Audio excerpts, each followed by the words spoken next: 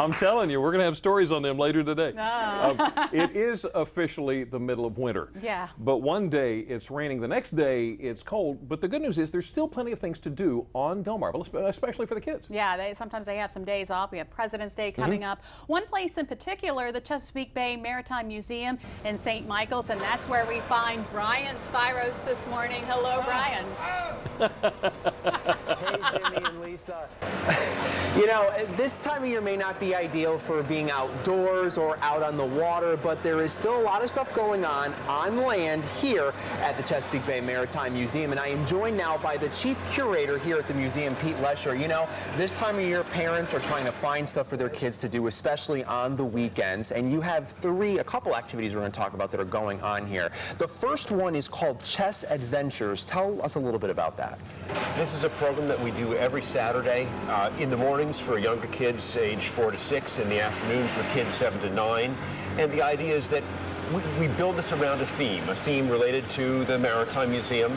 And we do storytelling, we do games, we do arts and crafts. There's always something for the kids to bring home, and this is something that my daughter particularly loves to do. I imagine a lot of kids probably like it. A lot of kids love to do this. Make sure you sign up in advance, though. So again, ages 4 to 9, it's every Saturday now through February 25th, and the cost is $12 for museum members and $15 for non-members. That's right. All right, and the next one we have, and this one actually sounds pretty interesting, Apprentice for a Day. Tell us about this.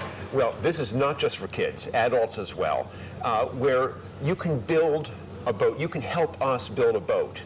Work alongside one of our master craftsmen on any Saturday and Sunday during the season, and we will be, over the course of a series of weeks, building a boat from start to finish.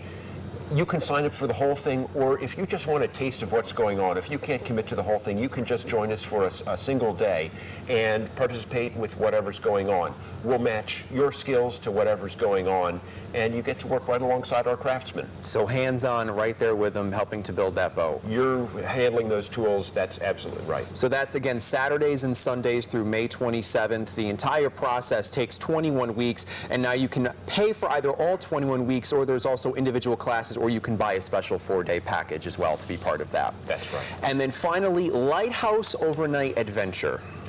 Well, this is a summertime activity, but you need to start signing up for this now. If you have a youth group, a group of Girl Scouts, a church group, you can spend with your chaperones a night in our historic lighthouse, in the 1879 Hooper Strait Lighthouse, acting out the part of a lighthouse keeper. Get a taste of what life must have been like on these isolated stations out in the middle of the Chesapeake Bay. That's pretty cool. Not many people get to do that. It's kind of a very special thing that we offer right here at the museum. So again, it's overnights offered Fridays and Saturdays between April and June. You have to register now, and it's ages 8 to 12. And again, with a chaperone. This isn't a babysitting service. You have to have an adult there with you. That's right. All right. Now, you have a boat behind you, which is called the Skipjack Rosie Park? Rosie Park. Rosie Parks. And tell us a little bit about this, because this boat has an interesting story. She really does. She was one of 3 skipjacks that were built side by side in 1955 by Rosie Park, a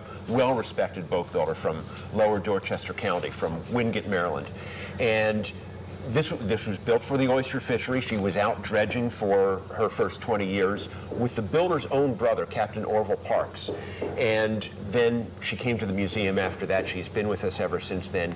This boat, 57 years old now, has never been substantially rebuilt, and now she's getting her turn. And we're doing it in a way that puts her back with the techniques and the materials, the sorts of things that Rosie Parks was using back in 1955 to put her together in the first place. So it's going to be a faithful restoration of this boat. And people can actually get involved. Every Saturday, we invite the public to come in and pick up the tools, help us along. We really want to provide as many people the opportunity to participate in this project as possible during the 3-year rebuilding process. So this project, the others we mentioned, a lot of hands-on stuff going on the weekends and as we head into the warmer months. So definitely people should come down and check it out. Please do. And in particular, this is for our local audiences. Exactly, because the tourists, they'll be back in the summer. The people here on Delmarva, this is here for them now. That's right. All right, Pete, thank you very much. Now, for more information on the Chesapeake Bay Maritime Museum and any of the activities that we just discussed, you can head to our website, delmarvalife.com, and as always, click on the show tab. Now, Jimmy and Lisa, I was thinking that the three of us could maybe come down and help restore this skipjack, but then I thought maybe not, because then it won't actually maybe float once it gets in the water. So we're just going to steer clear of that altogether. We could paint. We could paint, yeah. we could, maybe. We could Maybe. paint. Brian, right. thank you. That was awesome. That is neat. I'd like to stay in the lighthouse. That Yeah. sounds like a lot of fun. Yeah. Maybe. I'd need a babysitter. So, still ahead on Delmarva Life, with anything historic that's known nationwide, you know it's got to have a secret, and we're going to see if we can find out what the secret is to the perfect Smith Island cake. Yeah, we're going to hear from the original Smith Island Cake Company. They're in the house to show us how it's done.